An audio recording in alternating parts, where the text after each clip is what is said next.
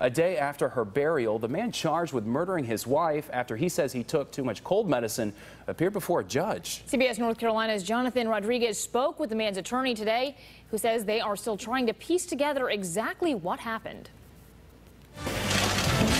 Matthew Phelps walked in the courtroom silently, staring at the floor. Not once did he look at the crowded seats behind him, loved ones of his wife, Lauren Hugelmeyer Phelps. I had a dream, and then I turn on the lights and she's dead on the floor. I have blood all over me, and there's a bloody knife on the bed, and I think I did it. His attorney talked to us outside the courtroom. We don't know a whole lot more at this point in time than you do, although we certainly have talked with him. I'm not at liberty to share any of that conversation. In a 911 call, Phelps told dispatchers he took something to help him sleep. I took more medicine than I should have. What medicine did you take?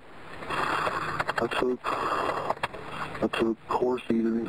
Coricidin is a cold medicine for people with high blood pressure. One health study said if it's abused, it can cause euphoria, agitation, and could lead to hallucinations. Bayer, who makes the drug, released a statement saying in part, there is no evidence to suggest that Coricidin is associated with violent behavior. Sir, you could receive the death penalty or life without the possibility of parole. He's been through a hell of a trauma, and he's still kind of recovering from that particular trauma. His attorney called the case tragic and says there's a lot more to learn.